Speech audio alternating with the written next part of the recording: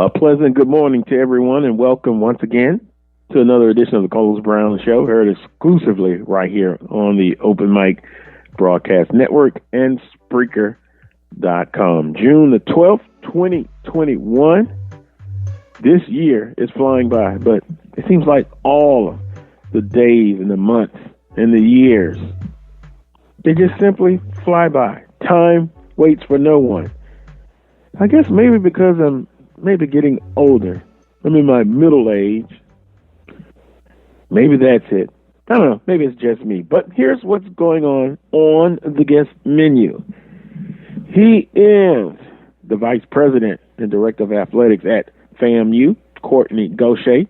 He joins me in hour number one. It'll be interesting talking with Mr. Gaucher because quite simply, in less than 30 days, July 1st, officially, FAMU, Florida A&M University, officially joins the Southwestern Athletic Conference. So I'll have a discussion with him about that and other topics, but he's the first guest in today's guest menu. Following Mr. Gaucher will be our usual guest, Charles Edmond of the Alcorn State Radio Network. He'll join me in hour number two. And then last but not least, I'm going to switch it up a little bit. Rod Walker of the New Orleans Advocate. He'll join me. And yes, I'm going to discuss with him. And he's always so exciting when he comes on. I actually kid him. He's actually low key. But Rod Walker, we'll discuss life after Drew Brees. Jameis Winston, now the man in charge. Any roster updates? We'll look at the football schedule for the New Orleans Saints 2021. Pelicans update and get his take on the NBA playoffs. That's the guest menu on today's show, June 12th, 2021. Here's simply what's trending on the Coles Brown Show. Let's give a round of applause. Let's stand up. Let's shout. Let's do whatever we have to do to let North Carolina A&T track and field, just a tremendous, and I mean tremendous effort. One, finishing third overall in the team championship in the NCAA track and field championships in Eugene, Oregon. That is historical in itself.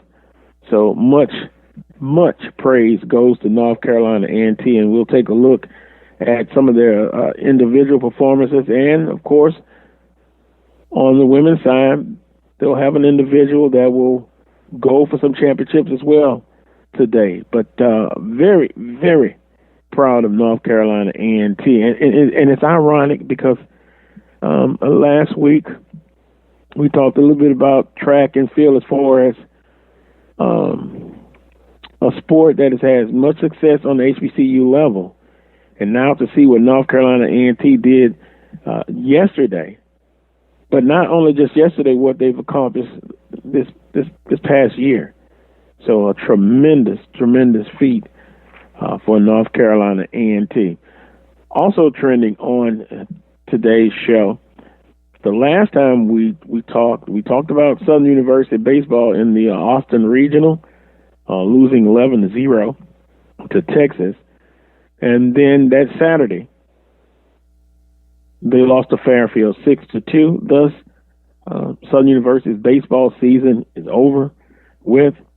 They drop a 6-2 decision to Fairfield University. And I'll just quite simply put this out here on the show. If you, and I like to do this, put on your AD hat, and I posted on the Coles Brown Show's Facebook page and Coles Brown Facebook page, where now the season is over with. Put your AD hat on, and I'll read some of the comments that the feedback I've gotten. You take the interim tag off. That's one part, and then two, tell me what would be your new contract extension, a new contract, simply put it that way, for Coach Crenshaw. I don't want to have to ask the question, does he deserve the interim tag taken off? But just kind of put your AD hat on. Tell me what you think, and then I'll incorporate it into the show. So that's simply what's trending on the Carlos Brown Show. You can follow me over all social media platforms, the Carlos Brown Show on Instagram, Facebook, and Twitter.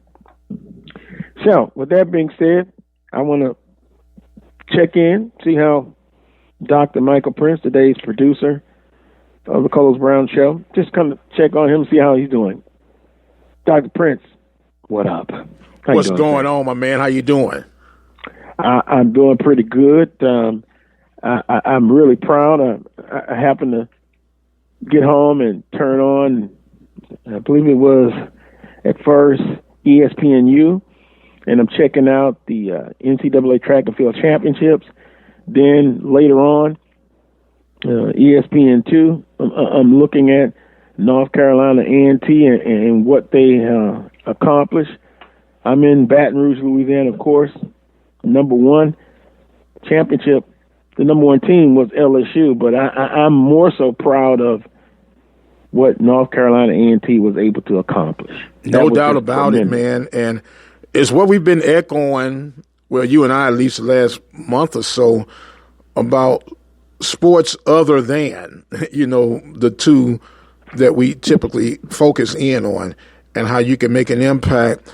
Might not be as much money come in, but the notoriety and the ground covered is just as vital, as far as I'm concerned, when it comes to promoting our brands and highlighting our student athletes. Exactly. And I'm looking at a name to remember, Dwayne Ross. Oh, yes. Oh, yes. And then Randolph Ross Jr. No doubt. He says, me and my dad, said referring to his father at North Carolina's A&T director of track and field programs. And then he said, well, me and my coach, sorry. Ross Jr. said as he quickly changes Ross' title, he says, we've been working on the first 350 meters because we know I'm strong. We've been training for this all year. We knew if I got to 350 first, the rest would be easy. And the Aggies take home national titles in the 400 meters and the 4x400 relay. So, once again, much kudos to North Carolina A&T. And the information says Ross Jr. won the school's first ever national championship in an outdoor event. He is the first Mid-Eastern Athletic Conference athlete to win a national title since Bethune-Cookman's Ron Ash won the 110-meter hurdles in 2009.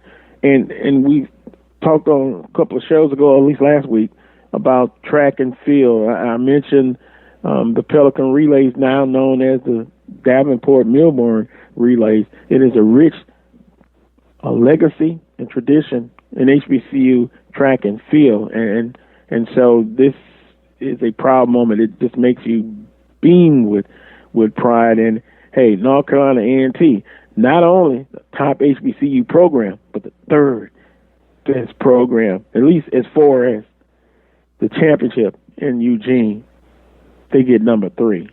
I'll remember this for a long, long time, at least the rest of my days here on this planet Earth. Yes, sir. And like you said, we try to, separate HBCU than the rest of the NCAA divisions. But when you talk about overall collectively, now I'm going to ask you, I thought about you when I came across this. Is it okay to be second or third in this aspect of things? Yes, because you're on the national level. Okay, no, yeah. Because it's a huge accomplishment, and it's something, like you say, that's going to be remembered for quite some time. And I said, but I wonder, would Carlos be okay with finishing second or third in that realm?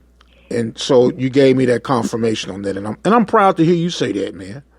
Well, and let me even go a step further. What they've done now, I'm sure, and I guess I can't speak, just my opinion, for North Carolina A&T. their expectations now, their expectations are high, and they look to continue to build on that. They're going to be like, you know what, we've gotten third, but we've got the possibility to do even better. And then if you got third every year, I'm sure some of their fans will be like, you know what, I think we should win it all. We've got an excellent chance to do that. But I guess you're referring to my love-hate relationship with being second in the conference in football. Yeah, that's conference, every year, but we won't get into that. My position is very clear on that. Oh, no doubt. It's duly noted, sir. And that's why I was being slightly facetious. I said, I wonder. I know you were. But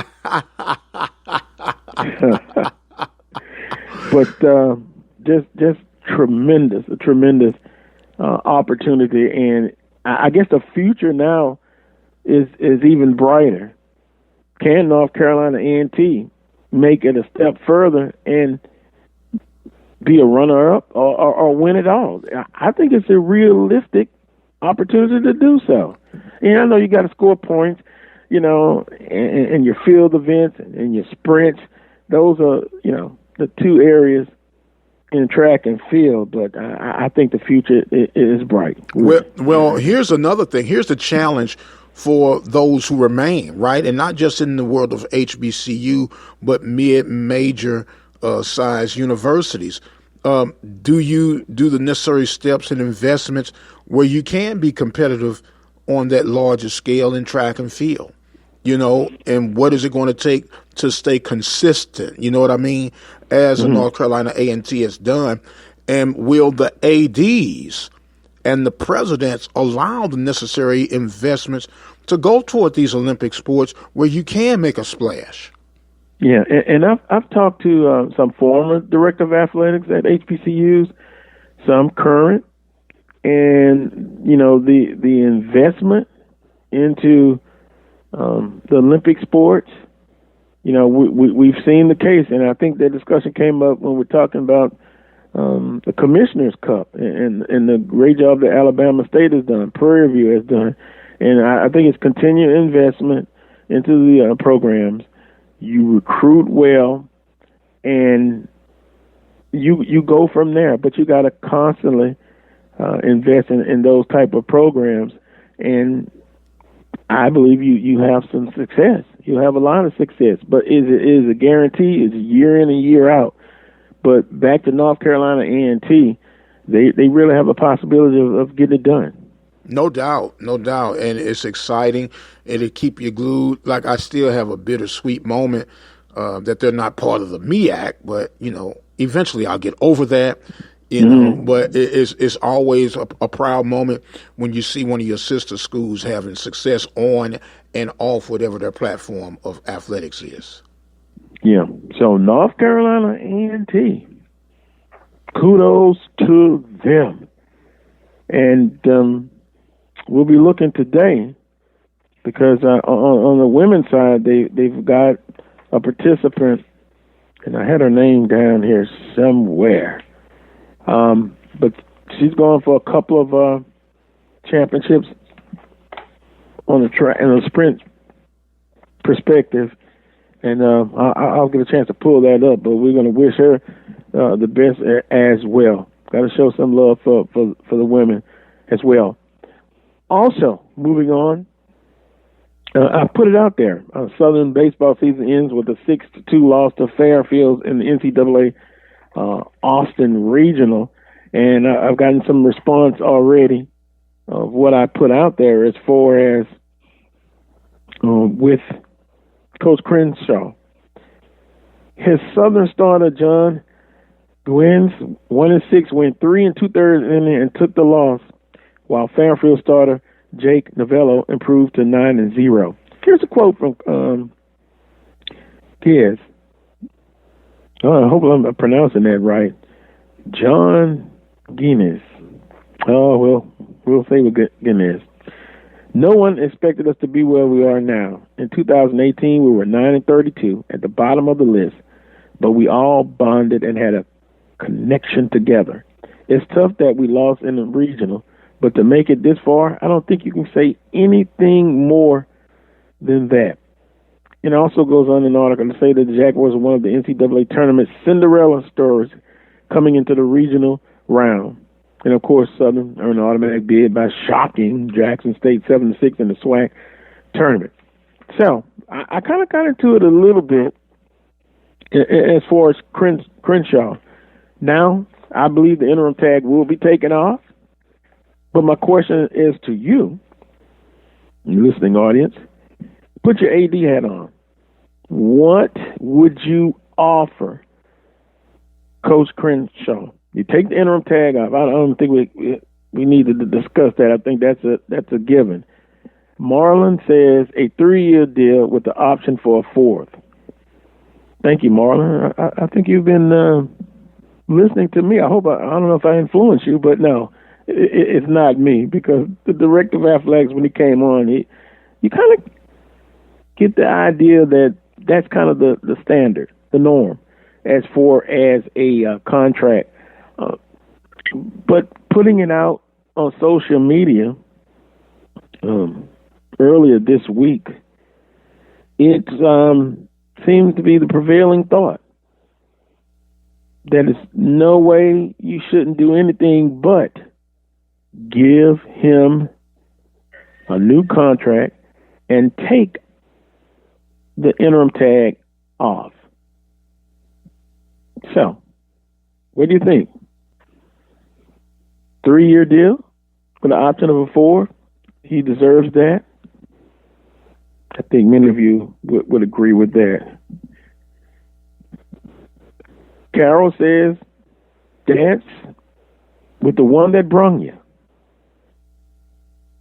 Charles says he earned it. And then I kind of responded. And you can look at the article from the Advocate. I said, do you get the feeling from the article that Banks seems unsure about the move? Gregory says it's a no-brainer. Wheeler says hire the man. The front says it's no way in hell that they don't hire this man. Meaning Coach Crenshaw. And immediately after the game, he didn't want to really talk about what's next. But he did basically say that he wanted to be back. When I had him on the show a couple of weeks ago, he said he would like to be back. So there you are. Again, I believe he will be back. I believe he will be back with a 3-year, I'd say a 3-year contract with a 1-year option. So that's where we have it. A relatively young team coming back. You'll have the consistency, the continuity coming back, and then you get ready now for a new baseball format as far as in the Southwestern Athletic Conference with FAMU and Bethune coming in. So that's where we stand. Let me know what you think. Let me know what you think. Going to take a quick time out. And when I come back, it'll be more of the Coles Brown Show. Heard exclusively right here on the Open Mic Broadcast Network. Be the one with courage to fight child abuse. All Texans must find the courage to fight child abuse. Learn the signs and symptoms and report suspected abuse to appropriate authorities. Learn and know these warning signs. A child who undergoes changes in behavior, appetite, or routine. Watch for unexplained injuries, a change in academic performance, or loss of interest by a child in regular activities. Trust your instincts. If you suspect something, do something. If you believe a child is in an abusive situation, please call the Texas Abuse Hotline at 1-800-252-5400. Be the one with courage. To find your local Children's Advocacy Center, visit onewithcourage.org. On behalf of children, thank you. Thank you. Thank you.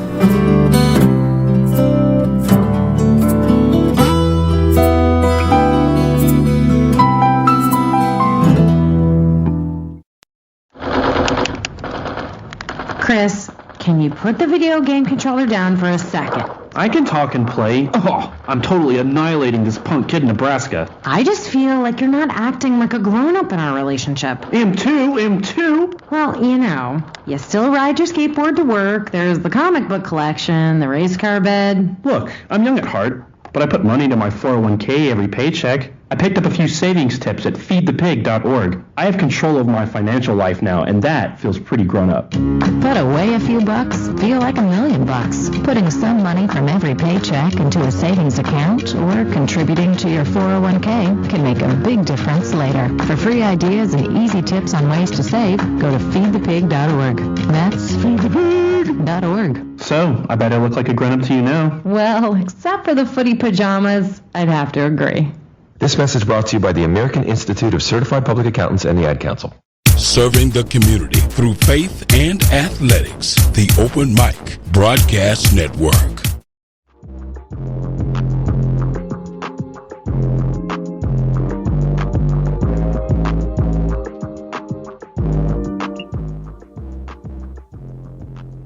Welcome back to this week's edition of the Coles Brown Show, heard exclusively right here on the Open Mic Broadcast Network.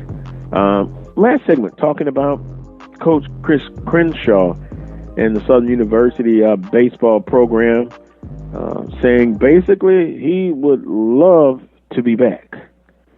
And the question out there to you is, you're the director of athletics. What do you do? New contract plus how many years would he get? We've heard from Marlon. He responded, 3-year deal and an option year for the 4th. The Jaguars lose to Fairfield 6-2. They were 0-2 in the Austin Regional, the NCAA baseball tournament. So their season is over with, as well as Norfolk State. And boy, when you look at those game twos, usually in the regional, you can see an elevated scoring. And wow, Norfolk State losing to Maryland, I believe 15-0. But in their first game, only 8-5 loss. Southern lost 11-0 to Texas, 6-2 to Fairfield. So I really believe that is something to build on, of course. And it's always tough in that situation. And we've talked the last couple of weeks about the goal now is for, as a conference, to kind of build itself up. And the goal would be eventually to not only have an automatic qualifier to the tournament, but getting to the place where you could possibly get an at-large bid. And that's the next step. That's the next goal. And hopefully that will happen relatively sooner than later. We also discussed North Carolina A&T scoring 35 points in the NCAA Track and Field Championship to finish third. LSU wins it, but North Carolina A&T number 3, and there's no way to go but up. And matter of fact, Ross is I believe, a freshman. And so you have the pieces in place to really build on the track and field program in North Carolina A&T, a good human interest story, coach, father/son, just tremendous, just tremendous.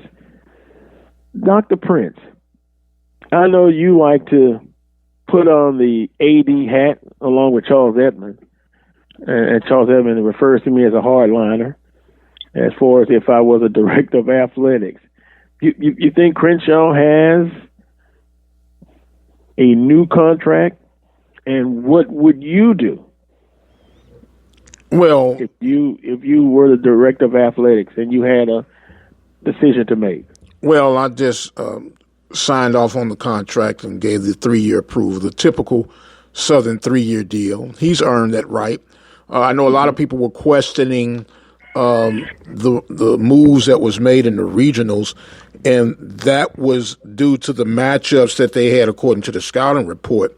But he's done all the right things. He overcame adversity, worked through injury, hoisted up a championship at the end of the tournament. What else is a man supposed to do to be awarded an extension? You know, he beat everyone. Now, he did struggle against Prairie View this season, but every now and then you just don't match up well against certain programs for whatever reason. And I don't know if that's the case of Prairie View, but it was the case for 2021. But I don't think you throw the baby and the bathwater out at the same time. He has done everything necessary to get the extension. I don't even see what the debate would be, nor the hesitation would be. Yeah. I think he gets a 3-year deal, 4th-year option, and they move on. Right. You move on. You add your pieces. As a matter of fact, I know they were talking about doing some upgrades to the baseball facilities as far as the batting cages were concerned, and allow Crenshaw to add his blueprint to this program, because what he inherited was that, of course, from Kerrick Jackson, who moved on. So he was kind of thrown into the fire, if you would, without moment's notice, and I think he handled the situation and circumstances well. The team took a while to adjust to the new mode of leadership, and now he'll have an opportunity to add his pieces and his legacy to the long, rich legacy of Southern baseball.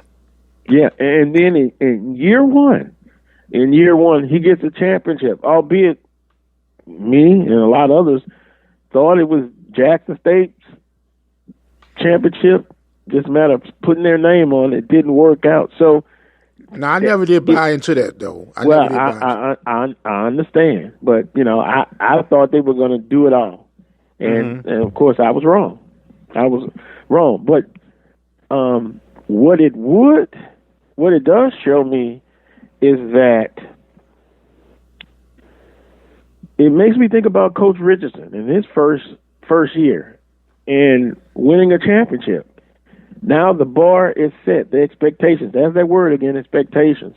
And so with the additions of FAMU, Bethune-Cookman, and then Alcorn going to the West, I think Southern is in a good position now to keep the momentum going and to move forward. And speaking of moving forward, Coach Richardson at Alcorn State, baseball coach, was relieved of his duties. Yes, sir. Maybe Charles Edmond can speak on that, but there is some interest with that position in being open. And no doubt. You're hearing some interesting names. Look, even your old baseball skipper from Southern, I heard, might have had an interest in that. I find that hard to believe, though. Well, that was a name. Coach Cato's name was brought up to me, and I had to be careful about my answer. So basically, when it was told to me, I was like, "Oh, that would be interesting." I would hope that Cato would not come out of retirement to ruin his legacy.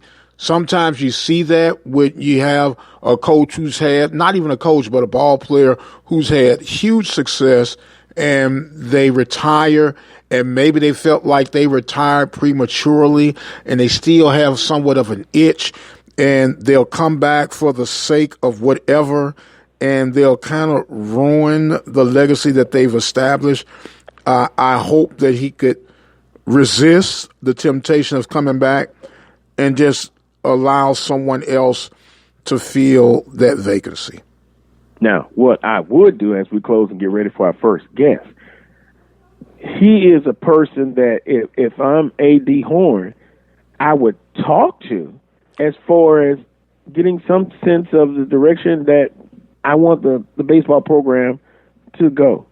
And he is a valuable resource as far as his connection with Major League Baseball, HBCU baseball, college baseball. So he is definitely somebody I would talk to, Coach Kadar, and to kind of help me with the direction. And then, we'll go back to this again. What is the expectations? for Alcorn State baseball. Should they make more investments financially into the baseball program? I know it's always a tough situation.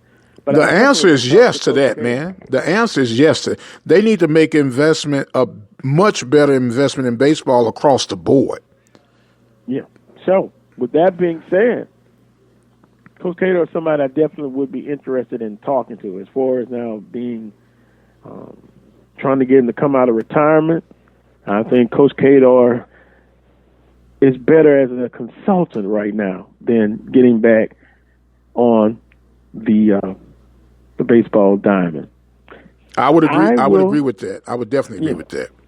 I will take a time out. When I come back, I'll visit with Courtney Gaucher, Vice President, Director of Athletics at FAMU.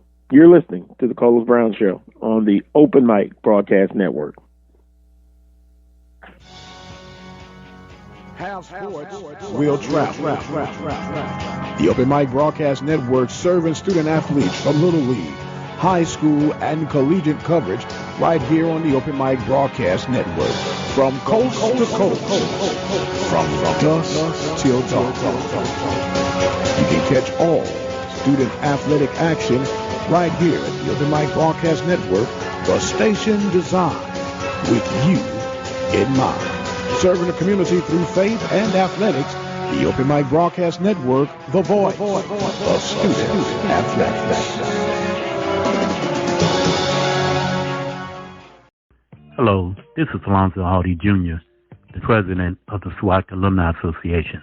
The Swac Alumni Association is an organization founded on December 10, 1999, at the Sheraton Hotel in Birmingham, Alabama. Its mission is to serve as a rallying ground for individuals who have made the Southwestern Athletic Conference the illustrious conference that it is today. Its membership is open to former student athletes who played in the conference in any sport, as well as to coaches, athletic administrators, staff members, game officials, and fans. Annually, the association holds a Legends Awards and Roast Banquet or luncheon where it honors individuals with Lifetime Achievement Awards, a Chuck Prophet Wackenmaster Award, and occasionally a Distinguished Service Award. Proceeds from that event help to finance degree completion scholarships for student athletes who have exhausted their playing eligibility at Swac universities, but who may still need an extra semester or two to complete their college studies. For more information on the Swac Alumni Association or to get information on becoming a member, you can send correspondence to Swac Alumni Association, 875 Miller Creek Lane, Newport News, Virginia, 23602. The email address is swacalumniassociation@yahoo.com.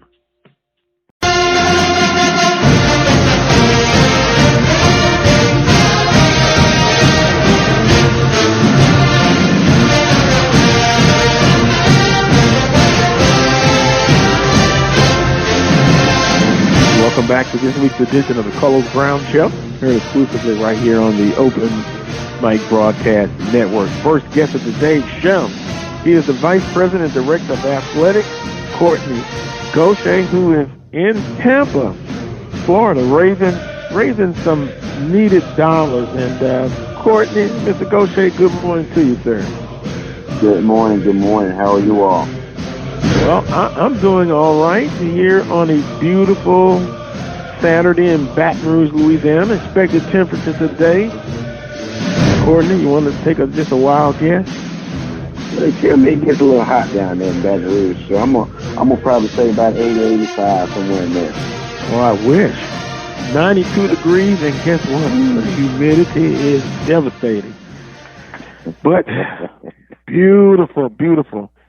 I'm excited to talk with you. It's been a while, so let's just kind of get started here. The excitement of entering the Southwestern Athletic Conference is officially under 30 days. How excited are you, sir? We're fired up. There's a lot of good things that are happening here at Florida A&M University. It's a pivotal time in the storied history of our program. But again, we haven't played in over a year. And so there's a lot of pent-up frustration. There's a lot of excitement around it. And so, we're looking forward to jumping in full-fledged. Courtney, you guys are on a tour right now in Tampa, correct? We are. We had a stop in Jacksonville on Thursday night where we raised $25,000. And so we are here in Tampa. And if you know one thing about the Rattlers, they're not gonna let another Rattler outdo them. So we'll see what we walk away with here in Tampa this weekend.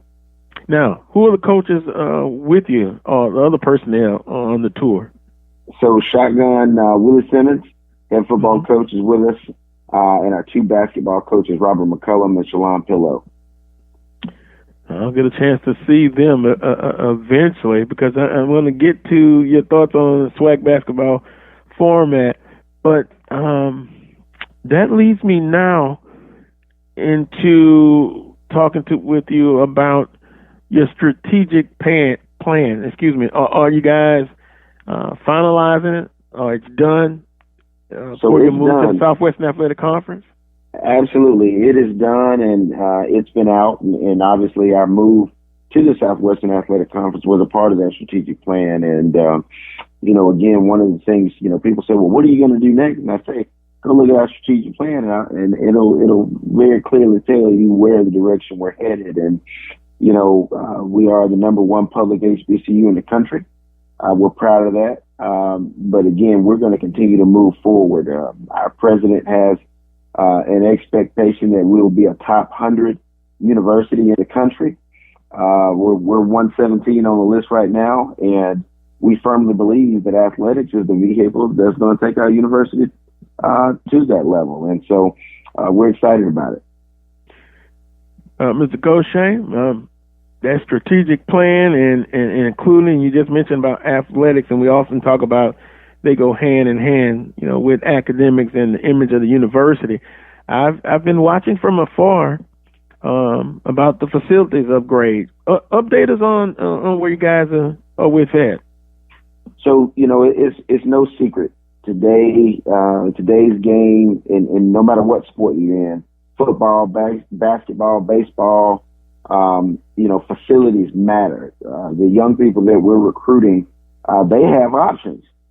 And we talk about being able to keep the Mikey Williams and the Bronny James and all of these prospective student athletes at our institutions.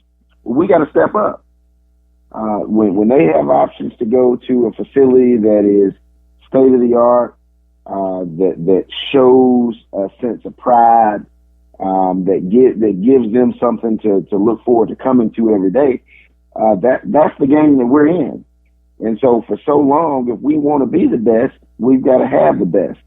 And, I tell our folks all the time, we don't need 80,000 seats. We're going to have 30,000, but they're going to be the nicest 30,000 seats we can find, right? And that is our approach. Our fans deserve it. Our alumni deserve it, and our student athletes deserve it. And so we have been really committed to taking our facilities to the next level. We've invested over $1 million in our football field house the past year. We're investing $10 million currently into our football stadium and reseeding that. And we're just getting started. We have plans. We're actually going to drop about another $1.5 million into our baseball program this summer. And so we're going to keep this thing moving. And so, facilities matter.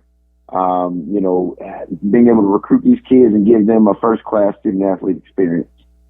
I know I saw the new locker rooms, football locker rooms, gorgeous.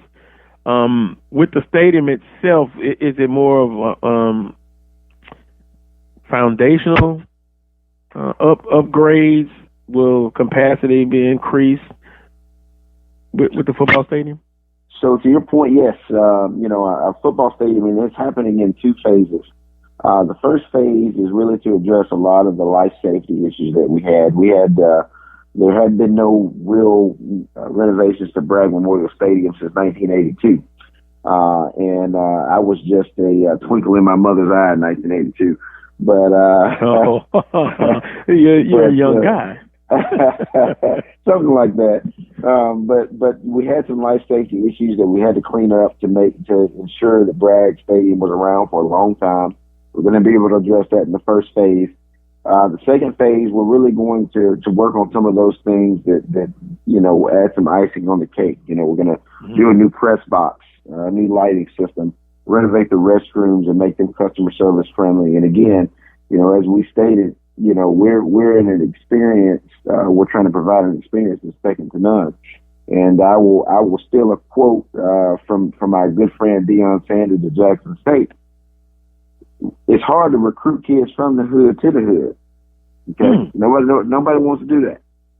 And so we've got to have a presentation and an environment that is something different. That's what we're recruiting kids to. And so, if I'm recruiting a kid against the other college that's in Tallahassee, and our environment doesn't look like one that's going to yield success, they're probably going to make the other choice. And so that's why it's really important that we've been able to do some of these things and provide an experience. I will give credit, as we jump into the Swac, there are some programs who have figured that out. Alabama State Stadium, second to none. I've been there. Prairie View A&M Stadium, second to none. And so, if we want to be the best, we've got to put forth the best, our best foot forward. And our fans, our donors, and our alumni have stepped up in a mighty way. And probably one of the most difficult times, in our industry. Yeah. We raised over $1 million in a pandemic. We balanced our athletic budget for the second year in a row in a pandemic. And, a lot of people don't want to talk about this. We're the only state school in the state of Florida with a balanced athletic budget. So, hey, we're going to brag a little different, and we're going to build a program that is solid and that provides these kids with access and opportunity. I'm visiting with Courtney Gaucher, Vice President, Director of Athletics at Florida A&M University. And we've been talking about updated facilities, finalizing a strategic plan. Part of this will also be with your coaches. And just recently, you provided, under your leadership, an extension for the coaches, Coach Simmons, and I believe women's and men's basketball. Is that correct? Absolutely. Again, it's been a challenging year in itself. We needed, and one of the things that has really been a Achilles heel historically for Florida A&M athletics is we have not, it's been a long time since we've had stability at the top. Mm-hmm. And that's with the athletic director chair. That's with our head coaches positions. It was time to change that narrative. We've got a good thing going at Florida A&M, and there's some momentum right now in Tallahassee behind the Rattlers that, quite frankly, I don't think will ever be stopped. And so we've got to keep that going. There's no secret shotgun. Willie Simmons is a hell of a football coach, and we want to keep him in Tallahassee. And, we're going to do whatever it takes to do that. Mm-hmm. We've got a rock star in our head women's basketball coach, Shalon Pillow, plays for Pat Summitt. But she is a teacher and a developer of young women. We need that in Tallahassee. And then Coach Robert McCullum, he's just a wealth of experience. Coach McCullum's he's probably coached in every conference, Division I, Power 5 conference in the country. And he took probably one of the most challenging academic situations in the country 3 years ago and totally turned it around. We have a 100% graduation rate, a perfect 1,000 APR, and for his first 3 years, we went undefeated in Tallahassee. And so that was something that we wanted to keep going. And Courtney, 3 years for Coach Simmons and the basketball coach, was it the same extension, or was it a little bit different? I was a little bit different. Okay. There were some things that, we had to kind of step up and make a deeper commitment. We did that. And so those details have not become public yet, but they will soon. And so, we wanted to make it hard for coach to leave, and we had to incentivize that. So you kind of have a formula that you kind of use as far as extensions. And the reason I'm bringing that up, because a lot of times we have discussions on this show about 3 years, 2 years, interim tag, taking that off. And I know in this case you're not talking about an interim, but is there a set formula for you as far as when you are in this type of situation, as far as when you're looking to do an extension?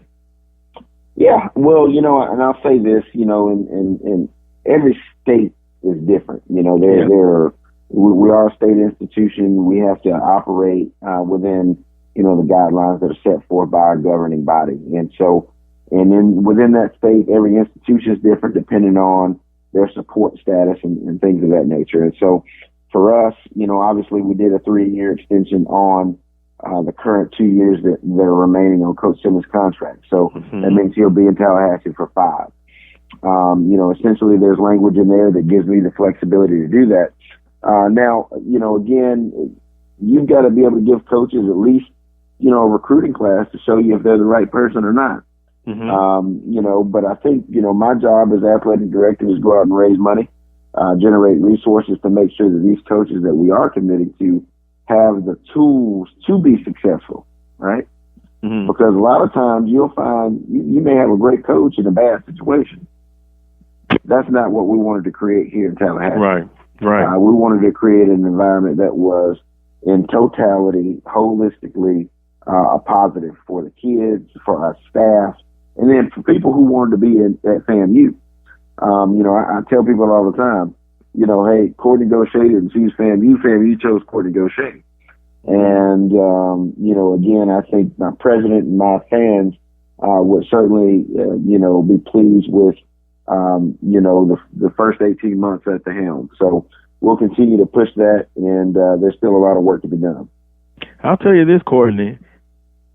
When you have a president and a board who's on the same page with you, with the director of athletics, it's a nice thing, because it can be difficult. And I appreciate the job that you guys are doing, because it is a difficult job, but it appears to me that it's a job that you've embraced and you love.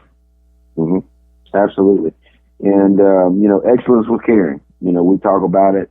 That's what we believe. And I'll say this, all tides will rise together. The work and the things that we're doing at Florida A&M, trust me, they will yield dividends to our other HBCU peers. I'll give Dion credit. A lot of what he says, I totally agree with how he says it. Sometimes I differ a little bit. But, I understand. But again, he's saying a lot of things that should have been said a long time ago, and getting traction, because the value of our education is no less than anyone else's. The value of our athletic programs, we shouldn't get chump change to go play on TV when our peers who aren't packing the stadium are getting double and triple what we are. So I think now is our time as HBCUs. I think you've seen us here at Florida A&M try to capitalize on that and position our institution to grow for future years. You're seeing it with our Nike agreement. You'll see it with some other things that are probably coming here in the next couple of weeks. But we're going to push the norms. We're going to challenge the norms. And to your point, when a president and an athletic director are on the same page, board of trustees on the same page, it can be something special. Look at the University of Alabama. Before they hired Nick Saban, they were just a mediocre, average school in Alabama. They have totally changed the academic trajectory of the University of Alabama. And obviously, it's the Saban effect. They are a national institution now, not just a regional school. And that's yielded significant dividends. And I think we can certainly do the same thing for historical black colleges and universities.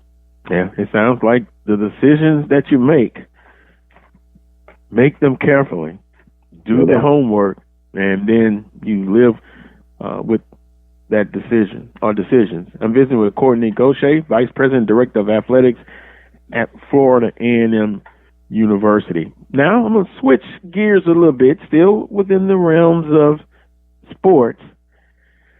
Swac basketball format for 2022. I had Coach Carlos Fuentes on last week, and he mentioned about that format. And let me just ask you on Swac basketball format for 2022. What are your thoughts on it? Well, what I would say is, I think when you add new members into the league, obviously there's going to be some things that, you got to test. You got to see if it's going to work for everybody. I definitely think the SWAC office and Commissioner McClellan have really leaned into the situation and tried to provide, everybody with some pretty significant options. But, I love the fact that we get to play each other, and really there's, SWAC basketball. I know for a fact that, again, we'll be, competitive in the league, and certainly in the top third of that league. I'm looking forward to playing the Texas Southerns and the Prairie Views in Jackson State because I think you really get a true litmus test of how good you are. Mm-hmm. And so, I welcome the format. I think for all of us in the league, the current membership and the new membership, there'll be some adjustments and things we've got to get used to, but pardon the progress.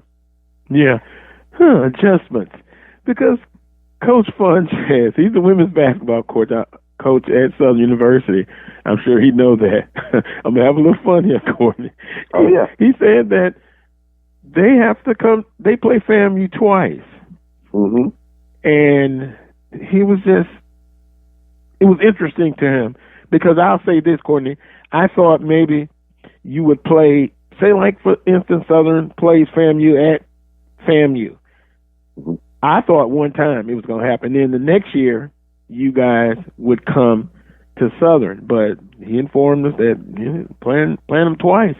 How much influence do you have, Courtney, in that discussion? Well, I'll say this. I think, and the commissioner is very smart. Mm-hmm. I think, there are some institutions within the SWAC that have what I call perennial brands. They're second to none. They are exceptional in what they bring to the table, whether their fan bases and the rivalries that can be created. And I think the commissioner was very intentional with that because when you can put those brands together, then you can equate dollar signs. You can demand that the TV networks step up and do more and create that level of exposure. And so even though I know some of our coaches may say, well, wait a minute, I don't want to play FAMU. This FAMU we talking about. They brand different down there in Tallahassee. I don't want to play them twice. I know that's what some of the coaches may say. But, this is what we'll tell them. Again, like I said, we believe that we'll make competition better. We believe that, we will use the Marching 100 to show them how the real bands do it in the league. And sometimes we may need to do that more than once a year, just to get everybody, because you do know our academic profile is pretty significant. And so we plan on sharing that and again, helping all of our HBCU peers, rise to the level that we are here on the highest of Seven Hills. Now I'm wondering if you guys, let's say Baton twice, FAMU twice, and I can see, that Southern FAMU is a rivalry. It's a big one. But I guess I wonder if FAMU is going to play Prairie View twice, who are the defending champions in basketball. They don't want to see that, Dr. Prince.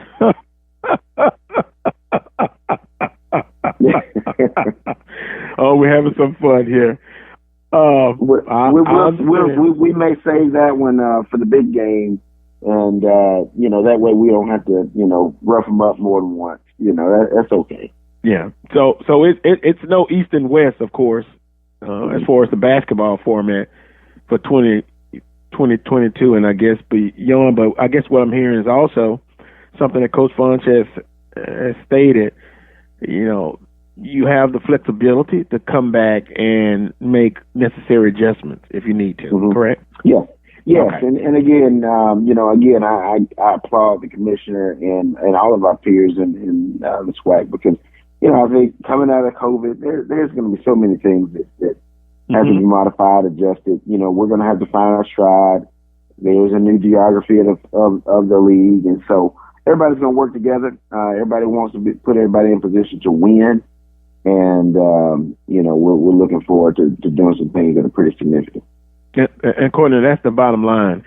Sometimes you'll agree, sometimes you'll disagree, but at the end of the day, you've got to form a great partnership, and I think that's what Commissioner McClellan and the rest of you guys are doing in the conference. Speaking of conference, future non-conference schedule. Courtney, you guys have really. You're really sure of yourselves. You're bringing in some heavyweights on the FBS level, but talk about that future non-conference schedules. So, for us, we've been strategic. Obviously, it's no secret. I've done football scheduling at some of my prior institutions, and football is where you can make or break your program. And so, yes, there are some elements. We are going after some big dogs in the future. And those are strategic. They're strategic in their locations. And then they're strategic in the national brand platforms that we will be exposed to. And then third, money matters, right? Mm-hmm. And so you'll see that we'll probably be receiving some guarantees that are probably some of the highest in the country historically. We'll go to Georgia in the future. We'll go to Miami twice, my old stomping grounds down in South Florida, South Alabama, Troy, to name a few. And then we're working on, this continued legacy with the Orange Blossom Classic. That's going to be a staple. And so, we're going to invite whomever may consider themselves to be the baddest HBCU to come on down to Florida and participate in the OBC, and so we're going to kick that thing out over the next decade, and that will be a staple. But there's some other opportunities that are going to arise. We've had some pretty significant conversations with my good friend Mickey at Tennessee State. I just need him to send me a contract back, but I think they've been busy trying to hire a coach, but that's okay. We still want to play them. We've had some conversations with trying to continue the game with A&T, even though they, we ran them out of the MEAC. We still have a desire to play. And as we'll tell them, we want all the smoke.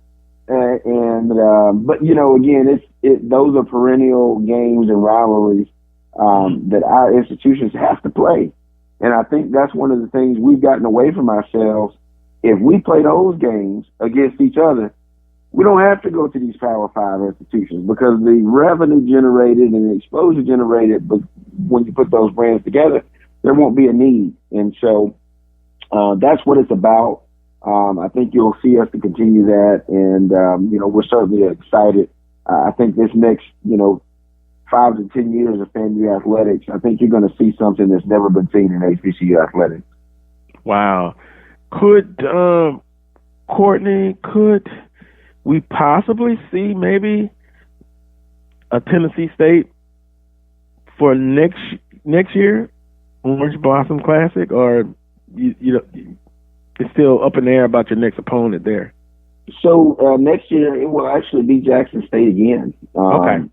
So we locked them in. That's kind of a 2-year deal. And beyond that, there's definitely some opportunities, right? And so I've been in Mickey's ear. We've been wearing them out, telling them to get that contract back to us because I do think people would like to see Tennessee State and Florida A&M. And that might be in Nashville, that might be in Tallahassee, that might be in Atlanta. Who knows? Yeah. You know, and so, but again, you know, I think we definitely have a desire to play the Tennessee States of the world, the A&Ts of the world, and continue those great rivalries. I can't see Southern in the Orange Blossom Classic, and here's why. I think it would be more valuable to have them in Tallahassee. Just a true home and home, you know, of course you're in the conference. No, you'll never see, I guess never say never, but the possibility of Southern in the Orange Blossom Classic in the future. You never know. You never know. You know, and you know, hey, it's okay. We gotta hope that fans will travel. You know, because the last time they came to Tallahassee, they got a little discouraged. So I don't want them complaining about that. I could complain about that, Courtney. I could complain about that. I just thought it was. I'm gonna blame it on the coach. Oh, let me be careful because you know I get in trouble about that. But now he's in the Mid-Eastern Athletic Conference. God bless him. Well, you know, Florida A&M has you know, we have a trend of running coaches out of leagues, and that's okay too. But but I'll say this: I do have a lot of respect for Coach Odoms, and it was certainly, you know, sad for us to see him leave the conference because I did admire what he did at Southern. But I think he will do some things back home. You know, Norfolk's home for him, and you know, wish him luck in the MEAC. Yeah, much success. He did a very good job here at Southern University, and we wish him the best. Last but not least, I like to do this at the end of a session. When you come to Baton Rouge, Louisiana, for that game in November, what will your meal be? Ooh, you know, that's a good question because. You know, my eyes get big when I see certain stuff. You know, so I will have to I'll have to make sure that you know that we kind of pick our poison. But I love dirty rice. You know, I got to get me some gumbo and etouffee. I want it all. So I'm gonna come a couple of days early so I can get some of that stuff out of the way. And then we'll be ready for game day. Oh, that sounds like a winner. And let's see, how can I ask this question? You have relatives, I'll put it that way, in Baton Rouge, correct? Mm-hmm. Yes. Okay. Well, come a little early and have all of that and then some. And don't forget the red beans and rice and the catfish and even throw in some boudin balls there. That's it. I had to do all of it. Fatten you up for the game. Oh, the game is going to be great, Courtney, and hopefully both teams come in with a outstanding records. It should be a record crowd in a still pandemic, but I think we've turned the corner in the pandemic somewhat. So I believe so. I can tell you here in Tallahassee, we're going to be at 100% capacity. You know, we telling everybody, baby, bruh, Pookie, all of them, go and get your shot. We need y'all. We need y'all in these seats this fall. And so go get your shots. Get the Moderna, the Pfizer. I don't know about Johnson Johnson, but but make sure you get the. But get your shot. We want to be as safe as possible. You know, we want to get back to normal. We want to have a good time, and the only way we can do that is, you know, if we take care of one another. You know, wear your mask if you need to. But again, you know, we're encouraging that as we'll be at 100% capacity. On that note, appreciate the time, Courtney. Enjoy the rest of your weekend, and we'll look forward to talking again real soon. Swac Media Day. Wow. Let's do it. July 20th. Yes, sir. Put the face behind the voice. Although I know what you look like already. Young man. Appreciate the time, Courtney. I'm trying to keep up with you guys. Thank you so much for having us, and we look forward to it every time. All right. Tell the coaches I said hi, and Mr. Shotgun. See him as well. All right. Thank you.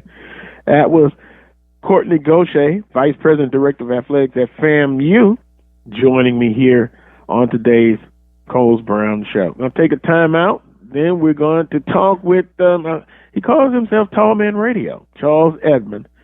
I think he's 7 foot tall.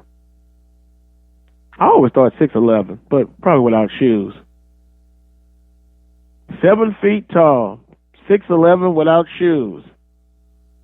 And you know the funny thing is, we've traveled together in the past, and quick story, we were in the McDonald's in Laurel, Mississippi, coming back from Swac Media Day.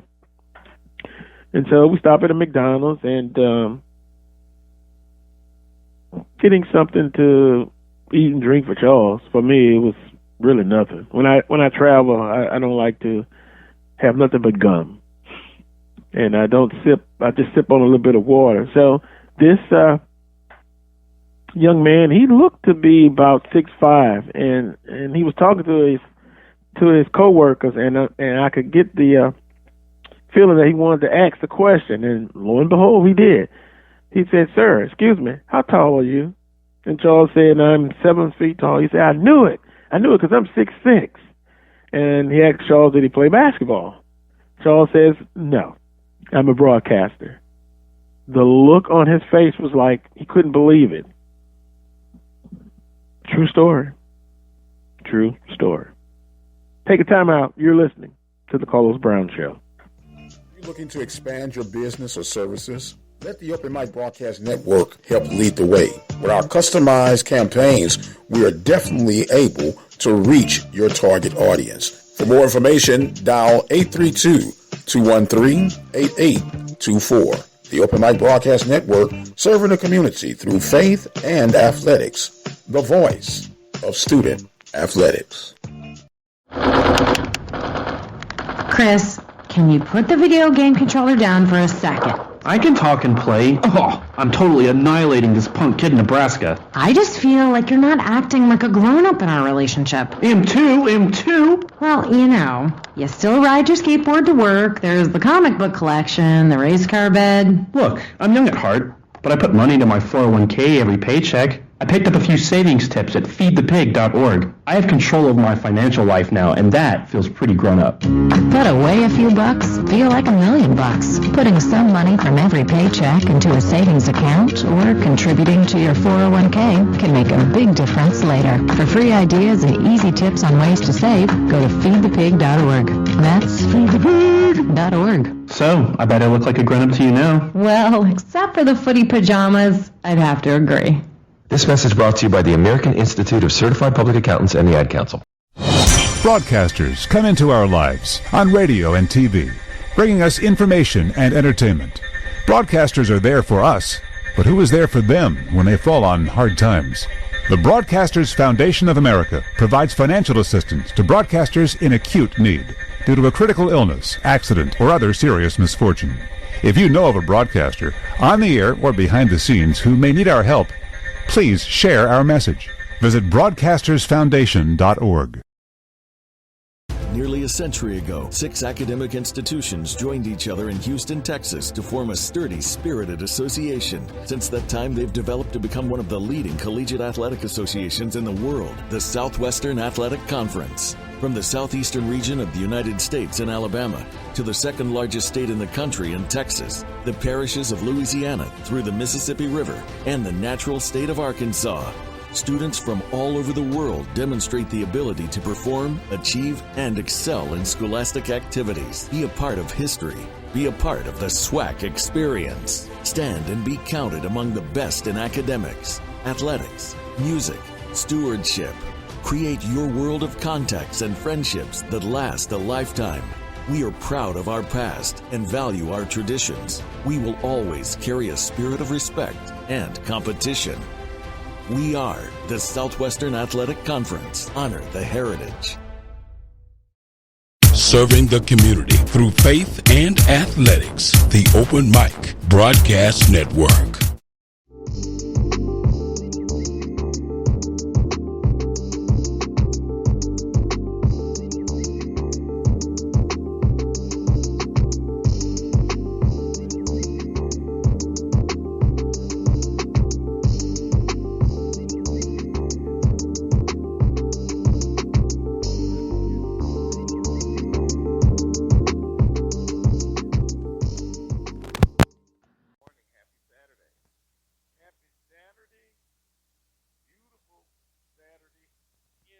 Baton Rouge, Louisiana. I'm sure it's beautiful in Prairie View, Texas, and in Vicksburg, Mississippi. We're in the summer days, Charles, hot and humid, especially here.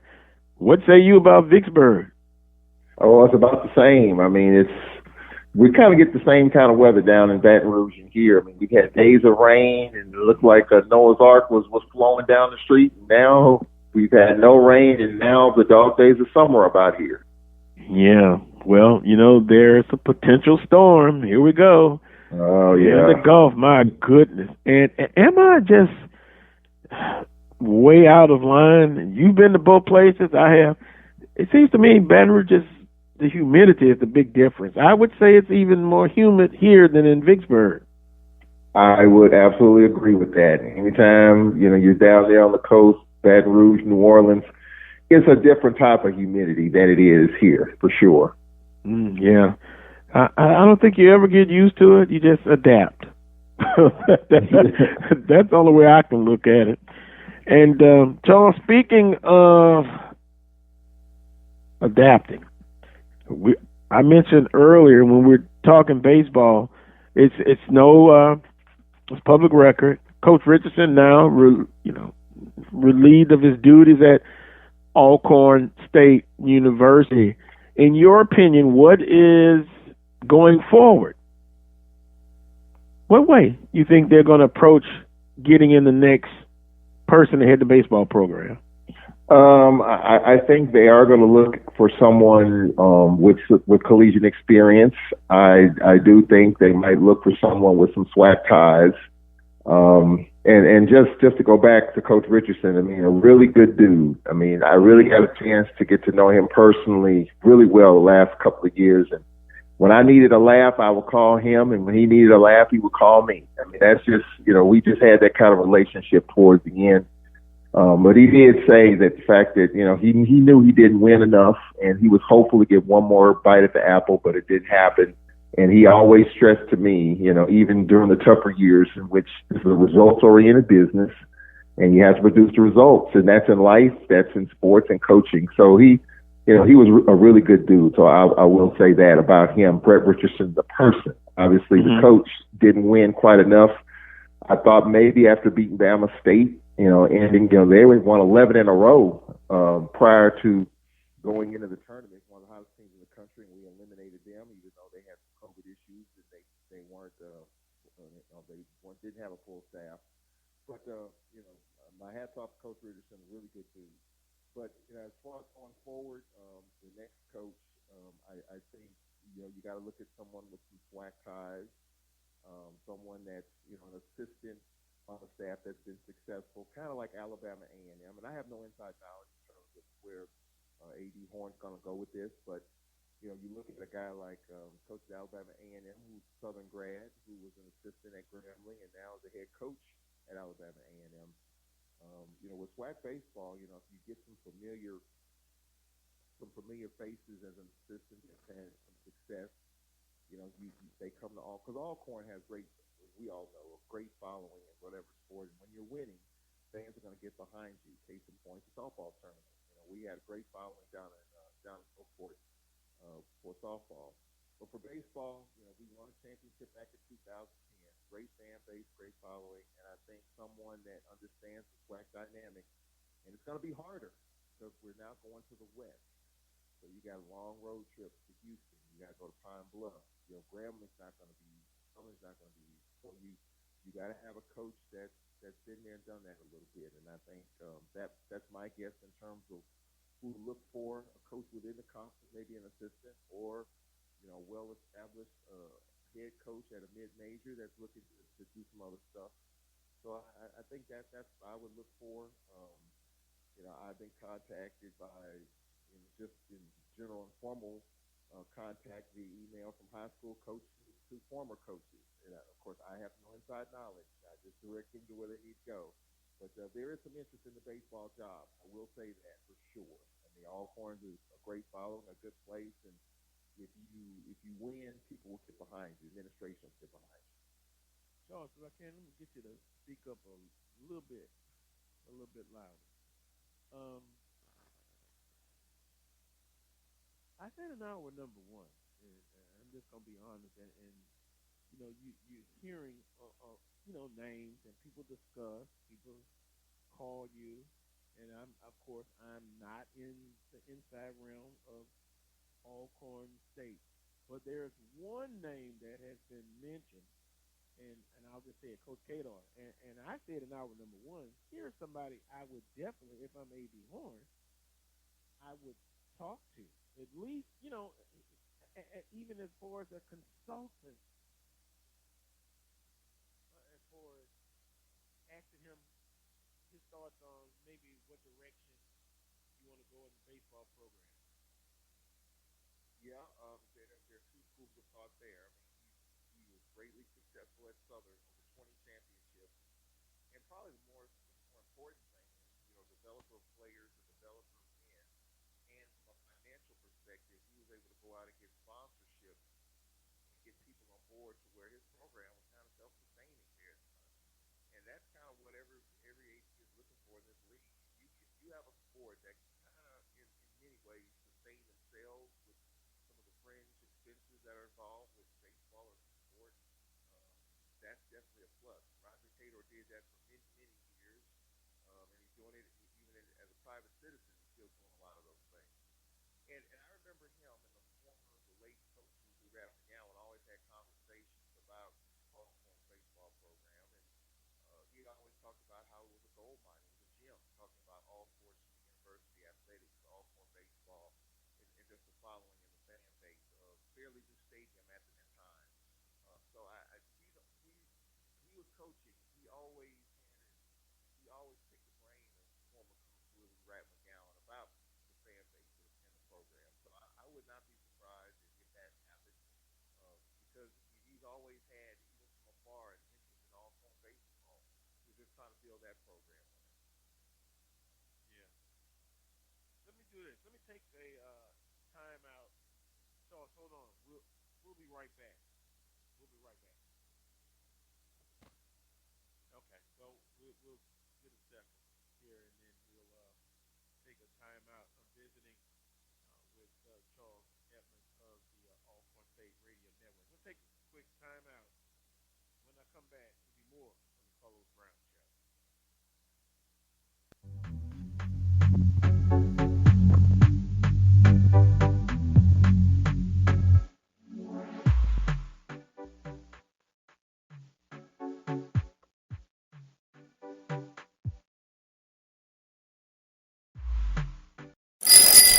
Drivers and bicyclists both have the right to be on the road and travel safely. And when we're on the road together, safety is a shared responsibility. State law requires drivers to maintain at least 3 feet of clearance when passing bicyclists. And bicyclists should always ride with the direction of traffic and follow all traffic signals. It's safer. It's courteous. It's the law. A message from the Regional Planning Commission Pedestrian and Bicycle Program. Ladies and gentlemen, in the next 7 years of bigger and bigger enrollments, America's grade schools will need nearly 250,000 extra teachers besides those to fill normal vacancies. This great need, plus the growing public interest in education and improvements in schools, make elementary school teaching a more rewarding career than ever, a career that high school and college students should certainly consider. Education holds America's future, perhaps your future. The birth of legends are storied in this conference. We must never forget our rich history.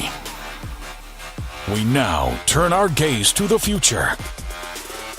The new legends will emerge. New heroes to arise. The Southwestern Athletic Conference. Be our history.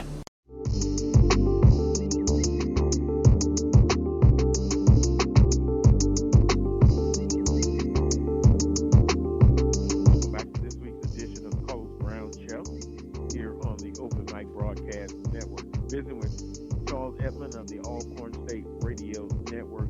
Charles, you were mentioning, well, I asked you about Coach Roger Cater and maybe Director of Athletics Horn talking with Coach Cater as a consultant.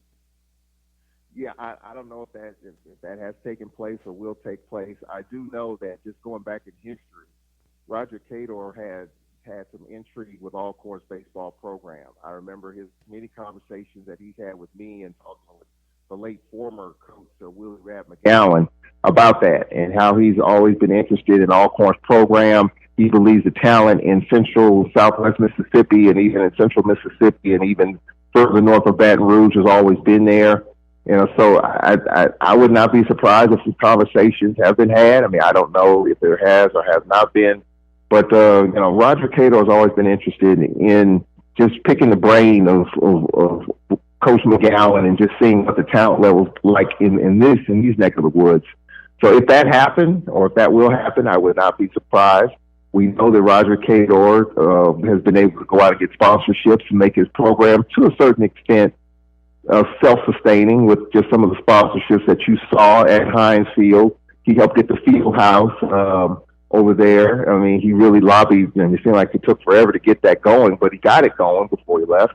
So he's been able to make some moves, and I think that, you know, because a lot of people know him, and it's about relationships, he can bring a few dollars in, whatever he touches.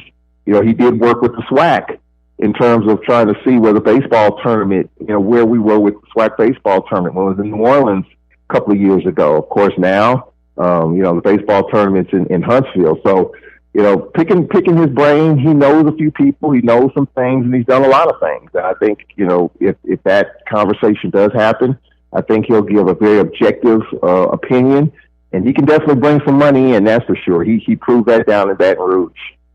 Yeah, well, with his connections also to Major League Baseball, there have been some people to reach out to me and ask me what are my thoughts about maybe him or the possibility of becoming the head baseball coach.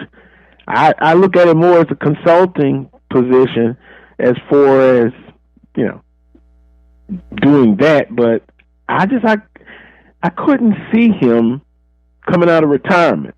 But that's just my opinion. I could be totally wrong on that. But JUCO head baseball coaches, I'm sure high school coaches will want to participate, will apply for the job. It's one of those situations where the director of athletics has to make a decision, and he's got to get it right, because ultimately it's going to fall back on the director of athletics if the decision proves to not work out. Yeah, and baseball at Alcorn has been, you know, successful. You know, we won a championship back in 2010. And even though it's been a long time ago, there's been a great deal of support for baseball when we've been rolling. And, you know, unfortunately, we've been on some tough times of late. But the fan base is there. The attitude is there. The excitement is there if we can just get it going. And hopefully the next coach will help to get it going again. Charles, what about, let's just put it out there, what about an investment or investing more into the baseball programs, not only just at Alcorn, but throughout the conference? I think some schools are doing better than others, but overall, I really believe that no coach in this conference would say, well, no, we're fine. He would want more investment into the baseball program. Yeah, I mean, it's on quite a few different levels with that. You know, we know in baseball, I think it's 11.7 scholarships. That's the most you can have.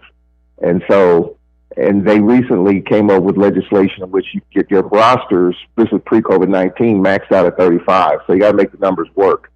I've heard of some programs that have as low as 4 or 5 scholarships, but they use other aid and other money to kind of fill out the roster. Some are getting the maximum amount of dollars to make the 11.7 scholarships work.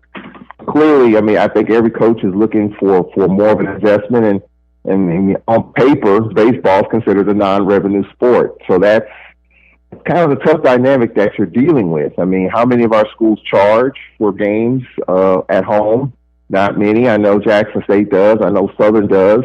But other than that, I mean, we don't. I mean, so it's kind of an interesting dynamic in terms of how you generate revenue for baseball. You know, you're playing a lot of some of these midweek games. I know we played Ole Miss twice and got a decent guarantee for that. But a lot of coaches don't necessarily want to do that because you're taking your kids out of class for a day or two, and so you got to deal with the academic piece. And you got weekend conference games in which coaches are being judged in terms of with their contracts or not. Because let's face it, baseball coaches are being judged by what you do in those 24 division games and how you do in the tournament. So you want to be at your best during those times. So it's a really tough dynamic with baseball as well as softball. You have a certain scholarship limit there and rosters.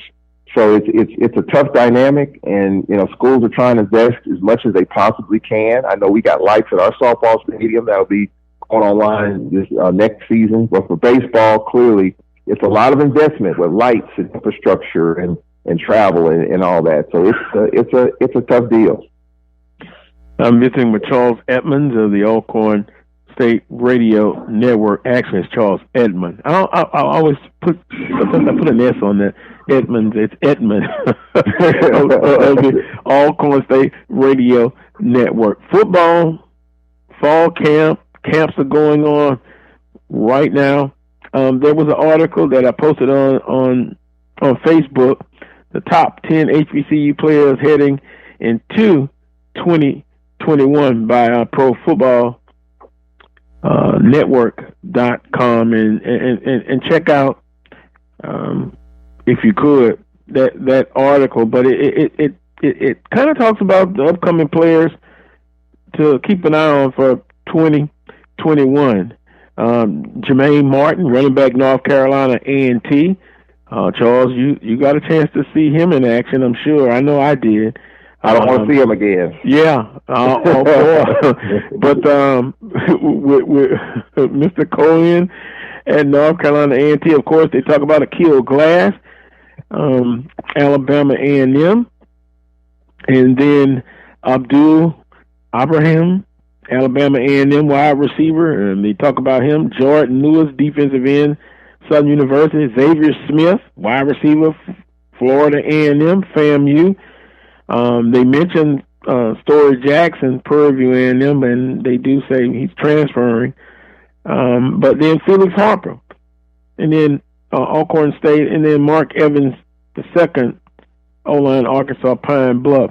So you're going to rest, of course, a couple of weeks, I guess, in the summer, but are you looking forward to this 2021 football season and SWAC Football Media Day? Absolutely. Absolutely. There's no look how you said that. I can hear the excitement in your voice. Absolutely. I was talking with somebody the other day. This may be the most attended, the most hyped up SWAC Football Media Day we've ever seen. I mean, just think of what Radio Row is going to look like now, where, I was kind of the only one there for a few years. You're going to be there. Black College Sports Network is going to be there. I mean, just that media row is going to be terrific, and that's a good thing. And so there's so many juicy storylines going into this season. You got Deion Sanders in his first full season. You got Willie Bethune and Florida A&M coming in. Willie Simmons will be there. And, right off the bat, I mean, I think the one storyline that people are sleeping on, I was talking with Mr. Fulford at the Black College Sports Network the other day. No one's talking about this Jackson State Florida A&M game. Yes, though, it's a classic. It's a classic game down on South Beach where you're on the beach and you got steak and lobster and all that great weather. But it's a division game that's huge. Mm-hmm. Whoever loses that game is in trouble right off the bat, week one. Kind of like the Western Division version of the Labor Day Classic. Whoever loses that game is in trouble right off the bat. So that's a huge game that I don't think a lot of people are talking about, just the enormity of it. So just those little things. Alcorn going to the West. I mean, it's not going to be easy there with Grambling. You don't know what they're going to look like. Southern is ready with a new coach. I mean, so I think it's just so many juicy storylines. I think, I'm ready for Media Day. I'm ready to get back into the fold of it. I can't wait because there's just going to be a lot to talk about. There's a lot to talk about right now, and we're, 5 weeks away from Media Day. Yeah, well, I would go and talk with Coach Sims at Bethune-Cookman. I think teams people are sleeping on them. You're right. There are a lot of interesting inside stories. All of these personalities going to be in one place. You're going to have some director of athletics. I've never seen a full contingent of ADs, but I've seen quite a few. Ashley Robinson,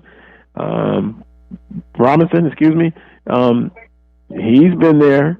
I'm sure Mr. Gaucher will be there. Just talked to him in hour number 1. So it's going to be some really good human interest stories as well as far as SWAC football media day. And I will say this, Charles, back to your FAMU and Jackson State. My one, I'm not going to say concern, question is, FAMU will have a fall camp, and Alcorn State in the same situation.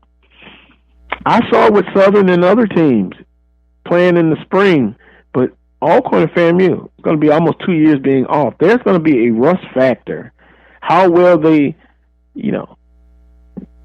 kick off or throw off that rust in that first game, that'll be something to look at as well. Jackson State, a roster is still going through an overhaul.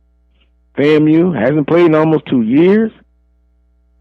But it's still an excitement.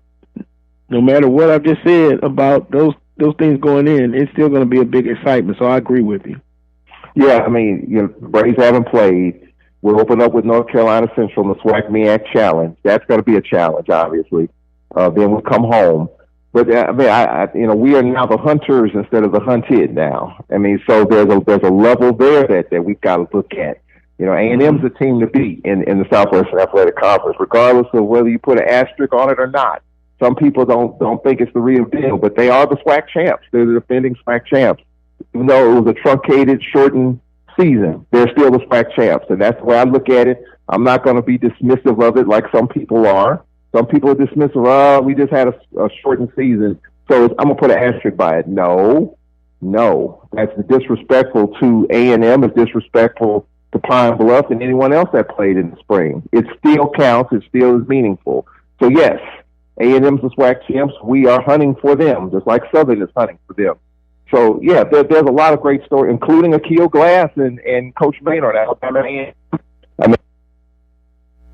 I think we've lost Charles.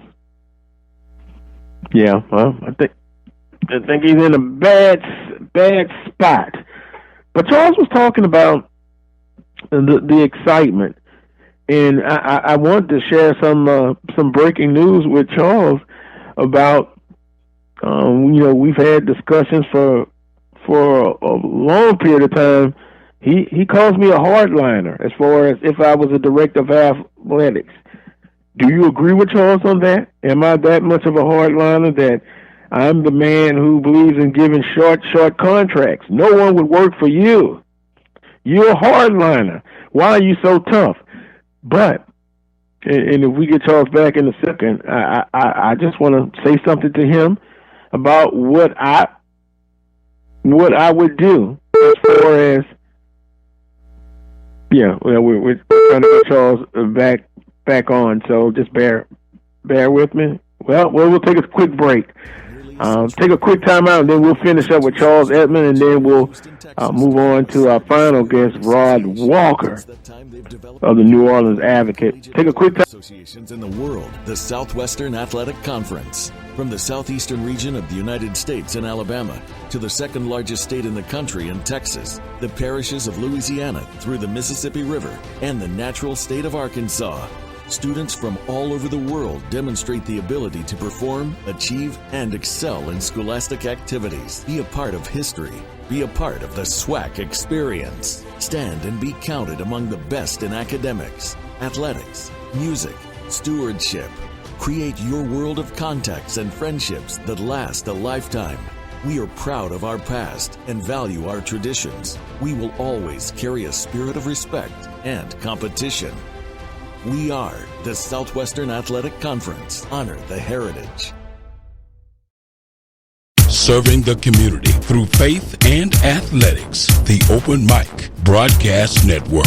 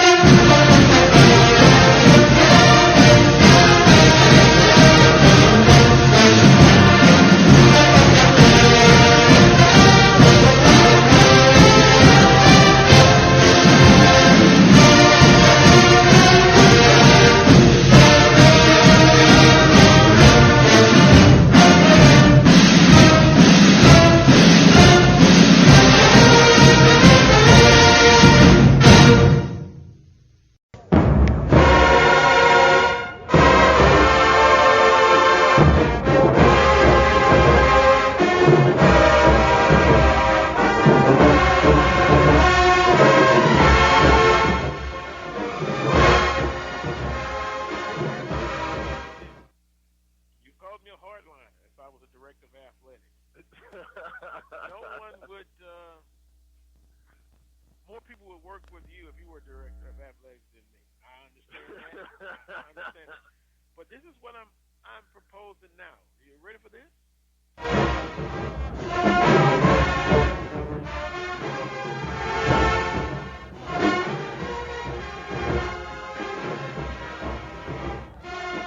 Yeah.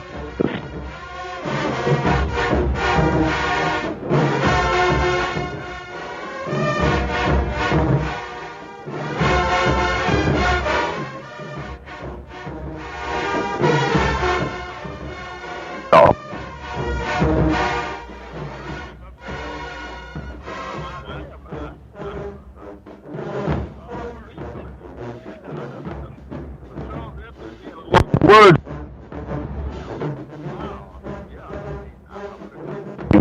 I would agree with you on that. You know how I am. I'm not.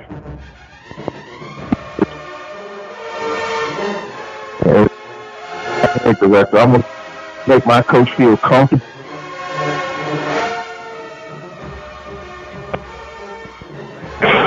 I think you'll get a good idea of where the program's headed in that time frame.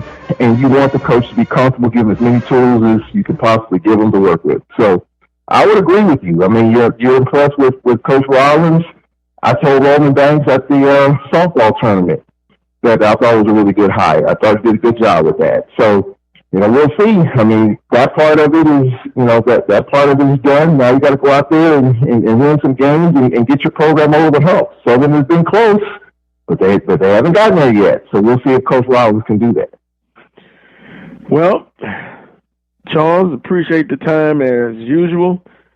We'll talk again real soon. Yeah, Coach Rollins, Southern University, FAMU, Alcorn, all of the director of athletics, they have to make a decision, and they have to live by those decisions. And we get a chance to say whether it was a good decision or bad decision or somewhere in between. But enjoy the rest of your weekend. We'll talk again real soon.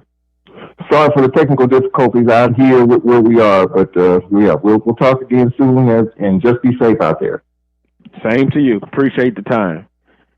That was Charles Edmond of the Alcorn State Radio Network. So, I have to do this. I have to take another time out and get ready for the final guest, Mr. Excitement himself, Rod Walker of the New Orleans Advocate. We'll switch gears a little bit. We'll talk some NFL, some Saints, some NBA playoffs. Have you been watching the playoffs? Some of you, I'm sure you're not big NBA fans.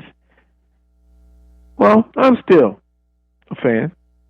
I'm still a fan, although my team got swept in the first round. There has been some exciting games, and you're seeing crowds come back. And some of those crowds have been extremely loud. Also, have you been checking out NCAA tournament, college baseball tournament going on? Some games going on, get a chance. And softball, you know what? There's been some outstanding games as well. I like to watch the regionals and the super regionals as far as, softball. It's a faster pace, much faster than baseball to me. All right, some of you thinking, well, yeah, because it's women that you're watching. Well, they are student athletes, and it's exciting. The softball games, it really is. Take a quick time out. Rod Walker is next. You're listening to the Carlos Brown Show. Be the one with courage to fight child abuse. All Texans must find the courage to fight child abuse. Learn the signs and symptoms and report suspected abuse to appropriate authorities. Learn and know these warning signs. A child who undergoes changes in behavior, appetite, or routine. Watch for unexplained injuries, a change in academic performance, or loss of interest by a child in regular activities. Trust your instincts. If you suspect something, do something. If you believe a child is in an abusive situation, please call the Texas Abuse Hotline at 1-800-252-5400. Be the one with courage. To find your local Children's Advocacy Center, Visit onewithcourage.org. On behalf of children, thank you. Thank you. Thank you.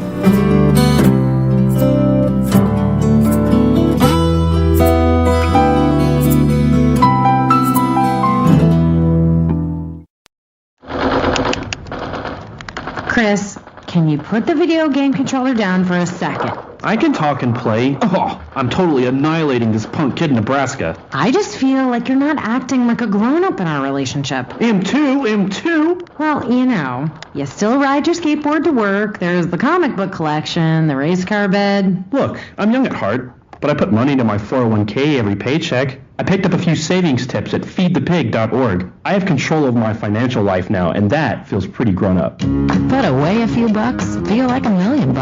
Putting some money from every paycheck into a savings account or contributing to your 401k can make a big difference later. For free ideas and easy tips on ways to save, go to feedthepig.org. That's feedthepig.org. So, I bet I look like a grown-up to you now. Well, except for the footy pajamas, I'd have to agree. This message brought to you by the American Institute of Certified Public Accountants and the Ad Council. Serving the community through faith and athletics. The Open Mic Broadcast Network.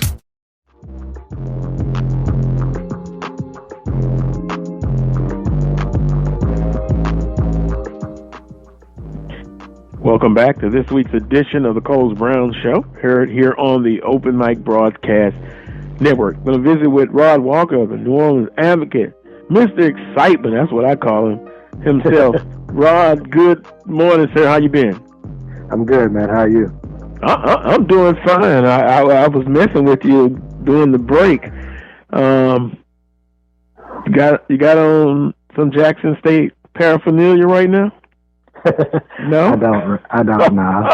I'm messing with you. That's for the record. You know I didn't actually go to Jackson State, right? Oh, I know, but I just know you like them. You I do like them. I do. I support them and want to see them do well, but yeah.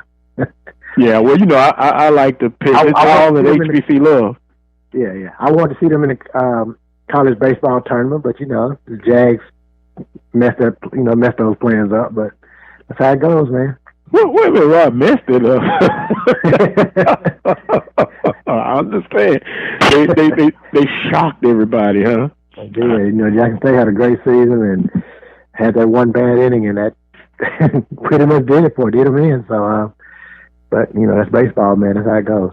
Yeah, that's the danger of a tournament. You do well in the regular season, one game can take you out, and that's exactly what happened. But speaking of taking out and taking off, life after Drew Brees. That was my first note to myself. How's it going now? How you cover, of course, the Saints, but how is life after Drew Brees? How do you think it's gonna be determined? I think whoever wins that job, and when you talk to the players, and obviously they haven't really even done much. They were just in mini camp and they did a lot of classroom work. They weren't really out on the field a lot, but just kind of talking to the players sometimes, you get the feeling that all these players sort of think the position belongs to Jameis. It just kind of seems that way, when you hear them talk, they'll just kind of talk about Jameis a little bit more, and to be honest, I expect Jameis to win the position. I just think he, with his experience and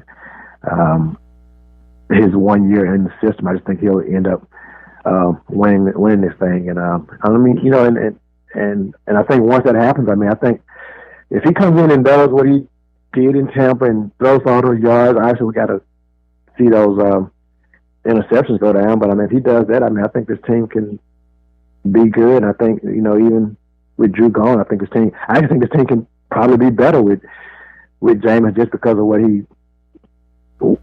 some of the tools he has that Drew was lacking, especially when it comes to like arm strength and just getting the ball downfield. So I think that's going to really benefit this team a lot.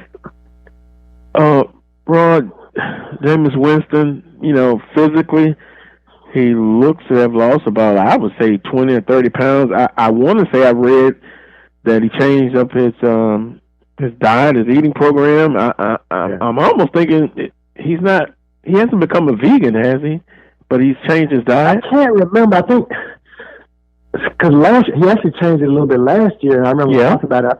And I think he may have actually said he was, and I can't remember if it was vegan. It was something, but he definitely went to a much stricter diet, and you can. It's noticeable. I mean, and we haven't seen these teams. We haven't seen anybody in person this week. We just still have Zoom access, but even on the Zoom on, I guess that was Tuesday. Yeah, I mean, it was pretty noticeable. I mean, you could tell that he's slimmed down. His face is smaller, and he just looks smaller. But I mean, I think that's where he wanted to be, and it's good to see a guy taking care of his body. And we've seen on social media, him posting videos, and he talked about he flew some players out to wherever he was in different parts of the since the season ended. He was in California once. I think he flew one of the players out, and I can't even remember which one it was right now. But I mean, he's definitely putting in the work now. I mean, you still want to see that transfer over to the actual game, but I mean it looks like he's doing the stuff to get his body ready. He's doing the stuff to work on his timing and stuff with the receivers. So I mean, that I don't really know what else you can ask for in the offseason. I mean, he's done what you want to see a leader do. So you got to commend him for that. Yes, sir. But and I'm going to now go with, will it all come down to Winston's mental approach to this season? You just talked about the physical, losing weight, and looked in tremendous shape, strong arm. Is it far-fetched to say the mental approach is what will determine the success he will have? I think without a doubt. I mean, he's going to be a good decision maker, and that's something he's been talking about. I think sometimes he was just trying to force some things, and he's talked about just kind of playing under Drew, and how Drew that's the one thing he sort of learned from Drew is it's all about making good decisions and making the right play. It doesn't have to be the best play all the time, but just making the right play. If that means getting rid of the ball instead of trying to squeeze it into a tight window. I mean, you just got to make those right plays. And if he does that, and those interceptions go down, I mean, I don't see how in this offense with with guys like Kamara and Michael Thomas and I say who else? Oh, I'm sorry, I throw Traquan in there, but I think this offense can be better. It's just going to be a matter of him making good decisions and just moving the chains. I mean, you don't have to hit the home run every time. I think he's learned that, and I think it's going to be beneficial to him. And we haven't really seen Jameis play much since he had that LASIK surgery going into last season, because he didn't get to play much last year. But I think even that may make a difference. But we'll have to see. But I just think being in this system for 1 year and just the work he's put in, it's going to all come down to a decision making, which is what you're asking me anyway. So yeah. Right. And Rod, let me throw this in. I think the relationship with him and I call the offensive coordinator, head coach Sean Payton, him and Breeze had a very special relationship. I'm going to look and see how well that Coach Sean Payton and Winston, how that relationship develops. So I wonder if Coach Payton's going to be extra tough on him, or is it going to be kind of give him some flexibility to be able to come in after practice, all of those type of things. Yeah, and I think Jameis, what he went through last year, not being a starter, knowing he wasn't going to be a starter, I think he's willing to do whatever it takes. And if Sean's hard on him, I think Jameis can handle that. And so, and I also think Sean's a good enough offensive coach that he's going to put Jameis in a position where he's going to be able to succeed. I just sort of trust Sean to be able to do that. And if the defense is good as it's been, Jameis doesn't have to come out and, be this Superman. He can just kind of, just do kind of like what Teddy did that year. But I think he'll be much better than that. But, Teddy went undefeated when he had to fill in for Breeze back in 19. So I just think with this defense, I think his team can be fine, even if they don't have to have a great quarterback. I think you got to be good. I think they can be successful. Manage the game. Don't beat yourself. Don't mess it up. Yeah, don't beat yourself. Right. Don't put the defense in bad positions. And, again, they got enough weapons to move the ball. The offensive line is solid, one of the better ones in the league, probably. So, I think this team can do well. I'm visiting Rod Walker of the New Orleans Advocate. And speaking of the roster, any significant updates with the roster since the season ended? Nothing big, man. It's kind of been, this may be the quietest off season, and I've been, as far as covering the Saints, I guess about 5, maybe 6 years. I can't remember, but yeah, it's been pretty quiet, man. I mean, they haven't made any splash signings that had you like, whoa, this is gonna be like none. I mean, they brought in some guys, but nobody who you really think a lot of, and I still think this team probably, and they don't have a lot of money now, but I still think they're going to try to do something to get another cornerback, because I think that's probably the biggest area of concern. I mean, that's kind of what we've all talked about. Losing, I mean, just losing Janoris Jenkins. I mean, that was, he was a solid guy on the other side of Marshawn. So, I mean, you got some guys who making stepping in. I mean, they drafted, a rookie, Paulson Adebo, but do you trust a rookie to come in and be successful right away? I mean, I just don't know. So, that would be growing pains. Yeah, if they bring in somebody, I mean, I think that's the position they need. So we'll see. Yeah, I'm sure the financial restraints is playing a big part in this off season, and now that makes me think about this 2021 New Orleans Saints schedule. They, three preseason games is the way they call it. I wanted to say non-conference, 3 preseason. And then Saturday, September 12th, 3:25 on Fox. Green Bay Packers, and then at Carolina, at New England, New York Giants at home, and then at Washington before their bye. What about those opening games? What do you think would be acceptable as far as a win-loss record going into that first bye? How many games was that? 5? Let's see. 1, 2, 3, 4, 5. So who was it? Green Bay, Carolina, Patriots. Who's after the Patriots? The Giants, and then at Washington. I'd say, and obviously this depends on if Green Bay is with Aaron Rodgers or without Aaron Rodgers. But boy, that love fest. I think you got to be 3-2 after those 5 games, and I say 4-1. If Aaron Rodgers not playing, I say 4-1. And I think going to New England or going to Washington can be, I think those can be tough games. I think Washington's good on defense. I don't know if they're good enough to beat the Saints, but I mean, the Saints they usually find one of those games to let, to lose. And, last year they went up to Philly and lost to Jalen Hurts. So, I think New England would probably be the toughest one. And, I'd say 4-1 or 3-2, just depending on Aaron Rodgers.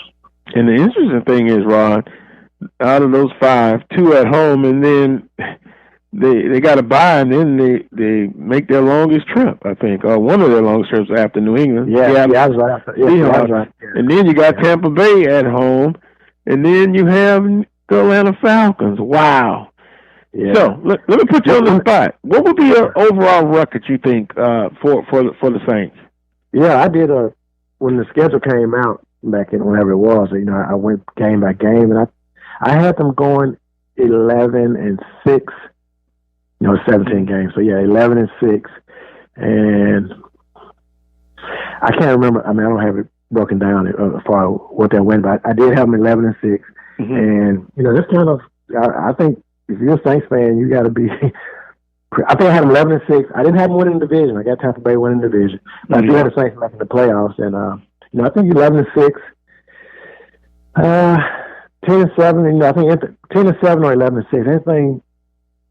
If they do better than that, I mean, they've exceeded the expectations. But anything less than that, I mean, I think they've clearly taken a step back, and it probably means that Jameis or whoever the quarterback is wasn't getting it done. If they go, if this team is 9-8, I mean, I think this team probably underachieved, and I think that means they probably didn't find the quarterback that they thought they needed. So, well. It's an interesting schedule. Some would say a tough. But life without Drew Brees, it's going to be very interesting. If I can, I got about 2.5 minutes left. Pelicans update. Come on, Rod. What will the general manager do? Do they need to start trading off people, or do they need to bring back the core again and try to build on it? Man, this team has to make some changes. They got to make the playoffs next year, and that's not going to be hard. I mean, that's not going to be easy because you look at the West now. I mean, I don't see many of those teams dropping off. I mean, maybe the Pelicans could be better than Memphis. They should be better than Memphis, but other than that, I don't know which of those teams in the Western Conference they're going to be better than unless they make some changes or snatch some pieces. You know, they get somebody like C.J. McCollum from Portland, then all of a sudden the Pelicans are probably better than Portland. But they got to get some shooters, man. They got to get somebody who's tough, and shooters is probably the number one thing. But I think this team lacks toughness, man. They don't have that guy that'll get in the opponent's face if they have to, or they're just kind of soft, man. It's kind of hard. It's just kind of frustrating to watch it because they just kind of they just don't have anybody who, like, when they lose a game after game, like, nobody's ever like mad about it. They're just like, we lost, we got to come back and do better. I just want to see somebody that's willing to get in the player's face and say, look, I need you to tighten up on defense or do something. I don't think they have that guy. I think it's missing. They need a veteran. They need a Jimmy Butler type player. Yeah, Jimmy Butler. Yeah, just somebody like that. Jimmy Butler. I'm gonna go talk to his behind quickly too. Yeah, somebody. Yeah. So. But I'll be talking to Jimmy Butler from outside. I won't get too close to him. I'm sure he's not a happy camper. Quickly, under a minute. Who wins the NBA championship this year? Give me one team. Well, of course, one team's gonna win. Oh man, I don't want to say Brooklyn because that's kind of too easy. I'm gonna say the 76ers, man. All right now, yeah. What a big win last night. What a big win on the road. I actually thought Milwaukee was gonna beat the Nets, so I mean, that tells you how much I know. So. Yeah, well, I don't too much care for Milwaukee, but you know why? Yeah, swept my team after we put 4-1 on them the last year. Right. That's professional basketball. Yeah. Rod, appreciate the time, man. We'll get a chance to talk in the fall when the season starts. Hopefully, if you're available. All right. Have a great week, man. You too. All righty. That was Rod, Mr. Excitement Walker here on the Carlos Brown Show. Want to thank Rod Walker, Courtney Gaucher, and Charles Edmonds as the guest producer of today's show, Dr. Michael Prince. Dr. Prince, who do you have Sunday night? Sunday night, we're going to have Athletic Director Kevin Granger of the Texas Southern Tigers. Mr. Hoopster himself. Yes, sir. I bet he still can drain some threes. Yeah, and let him tell it he can still play right now and start. Oh, yeah. He was a baller. Oh, no doubt. He was a baller. And his son's going to be on the squad along with Shaquille O'Neal's son, too. Yeah, let the pressure begin. Already. Well, want to thank everybody for tuning in on today's show. Remember, as always, from 10 a.m. to 12 noon, right here on the Open Mic Broadcast Network. And don't forget, if you want to donate to the Carlos Brown Show, the Cash App is the Carlos Brown Show. Want to thank Jack for a donation last week. Couldn't do it without you. Until next time, as always, peace and God bless.